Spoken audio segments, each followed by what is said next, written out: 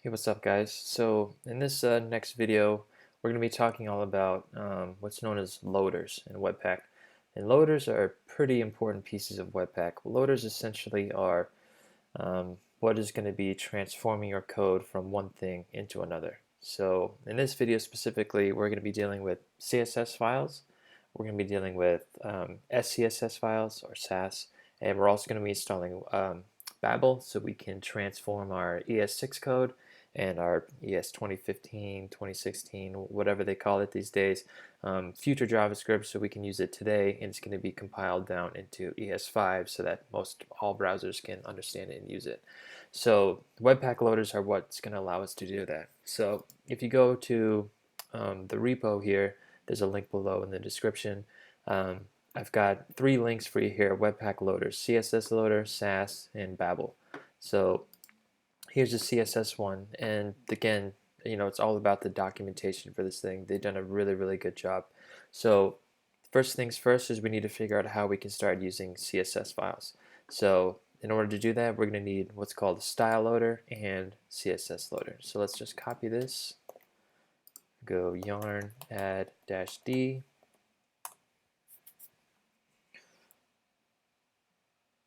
Okay, so that's installed.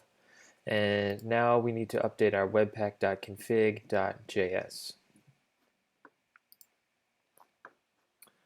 And I've got it over here on another screen. So basically what's going to happen is now our Webpack config doesn't really do a whole lot. We tell it, here's an entry point, here's an output. That's it. It just knows how to handle this single JS file.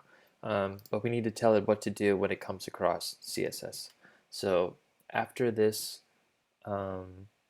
entry point here, this entry object, let's put here, after this, our output, I'm sorry, we're going to put a module key.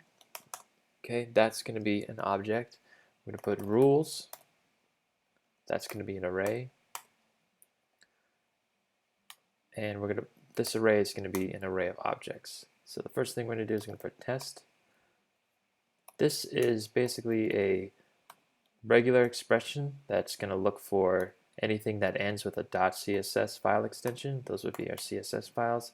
And then we're going to tell it, if you come across a file with the .css file extension, process it with these loaders. Because first we're going to do a style loader, and then we're going to do CSS loader. So this is where people I think get a little confused because these configurations look kind of a little bit insane, but it's really actually not all that complicated once you understand line by line what's happening. So just to reiterate, we have a single index.js file. That's this file right here. This is where all of our main application's entry point is going to be coming through this single file. And then we're going to output it. We're going to rename it to bundle.js, and then we're going to stick it in this dist folder. Now, we're creating some different rules here. So it's saying, Webpack, if you come across a file that ends, which is this test line, which is this regular expression, if you come across a file that ends in .css, which is a CSS file, process that file with these loaders, which are the loaders we just installed, style loader and CSS loader. So let's give this a quick test. Let's create a new folder in our source folder. Let's call it CSS. And then inside of this folder, let's create a new file. Let's call it main.css. Okay.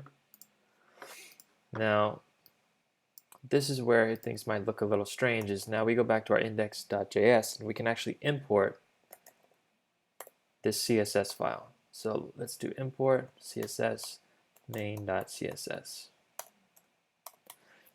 So we're telling our primary index file, which is the main file that all of our applications are going to be running through, we wanted to import this CSS file. Now you need to give it a relative path location, so we do // to let it know that it's in this current directory, because here's our index file. We're saying inside this same folder because we're inside source.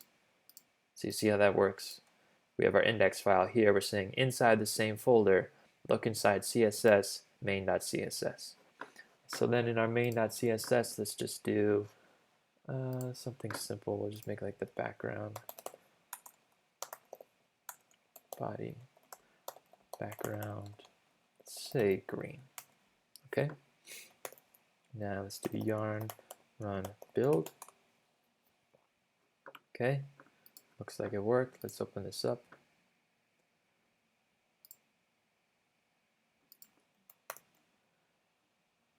Okay, sorry about that. I was still in the old directory in my my terminal. So now I've navigated to the right file. I was still in the one from the previous video, so that's why it wasn't working. So let's try this again. Yarn run build. Okay, now let's look. Open in Chrome, and now you can see background screen.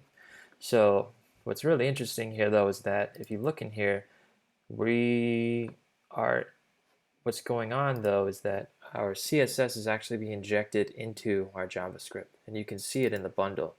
If you scroll down kind of down here, see we have a whole lot more code going on because now we have those loaders. Let's just search for background. So now you can see background green. Here's our CSS.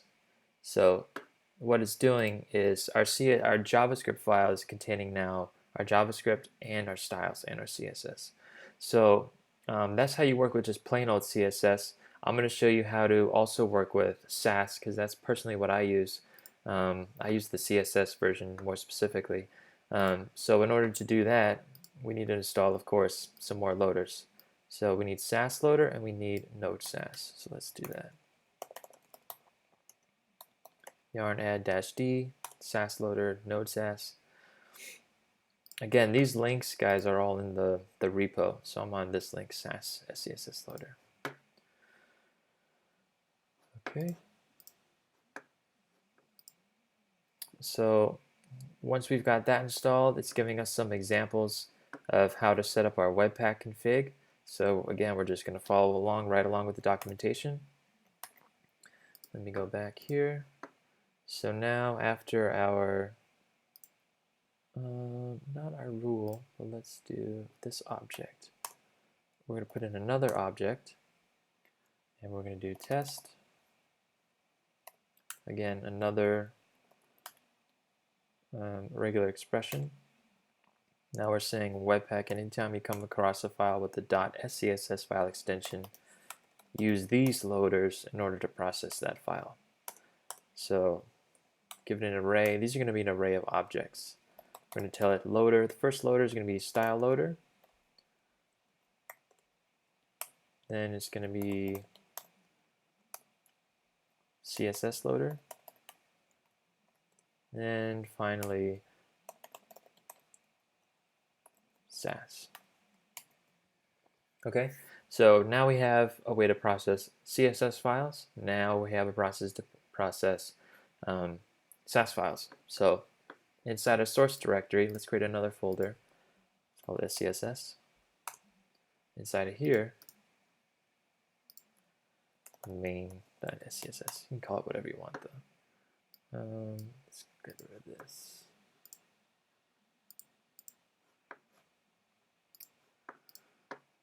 Okay, so instead of importing, hold on 1 second. Instead of importing main.css, we're going to import scss main.scss. So within our main.scss, let's just create a variable. We'll call it blue.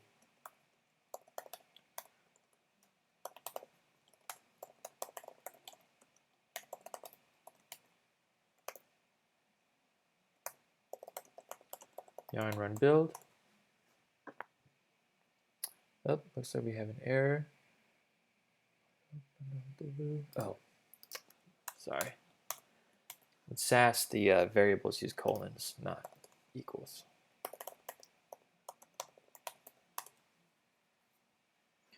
Okay, we got our bundle. Did I keep this open? Okay, now the background is blue. So now we're successfully using Sass. So that also means you can use all the benefits of Sass if you wanted to create separate folders and you wanted to import those files and folders. You can do that. Now you have Sass working. Again, it's all being injected directly into our JavaScript. Now later on in the video, we're going to show how to extract the CSS so not everything's combined in the JavaScript just for performance reasons. You're going to want all your CSS in a separate file just because it'll make your page and your application load a lot faster. But we'll get to that in a later video. But finally, I want to show how to add Babel, so that way we can use the latest versions of JavaScript today. So let's just follow along with these documentations on the Babel website. We're using Webpack. So we're going to need a Babel loader and Babel core. So you've kind of seen the pattern here. Every time we have a new file, we need to have a new loader so Webpack knows what to do with it.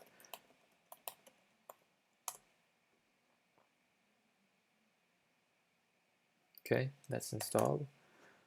Let's go back to our Webpack config. And again, we're going to tell it, give it another object. We're going to tell it what to do when it comes across a JavaScript file. Test. So any file that ends in JS, process it with Babel. Now what we are going to do is give this an exclude, which is saying do not process any files you come across in the node modules folder. That's just for speed, and there's no real need. These are just node modules, or all your packages you've installed from npm. There's no reason to process them. We can just leave those alone. So we don't want those files to be processed. We only want our files to be processed. So once that's done, loader, Babel loader, and there you go. Now there's one other additional step for Babel. We have to create this Babel RC config file, and that basically is going to say, because Babel has a bunch of different kind of types, so there's all different kind of presets and things you can use with Babel of how different kinds of JavaScript properties you want to be able to use and different functionality. So this is going to allow you to configure the types of things that you want available to Babel. But the first thing we need to do is let's install this Babel preset env, yarn add -d, capital D. Okay, now just and within here, we could just do it from here. Just do touch Babel RC, and then let's just copy this little JSON snippet. Babel RC, paste, and I think that's it. We should be good. Good to go. Let me just make sure this runs. There's no errors. Okay.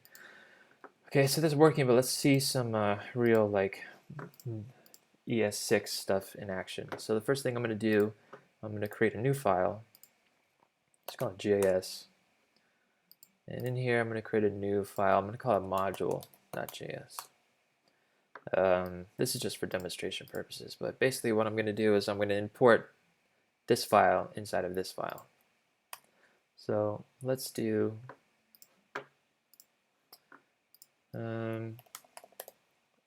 export.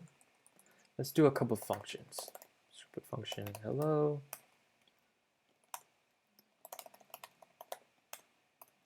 Hello from JS module. And then just do another one. Let's call this one what's up.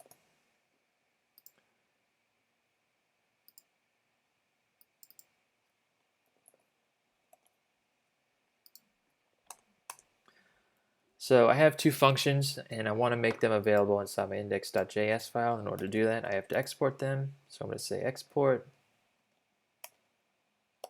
hello and sub.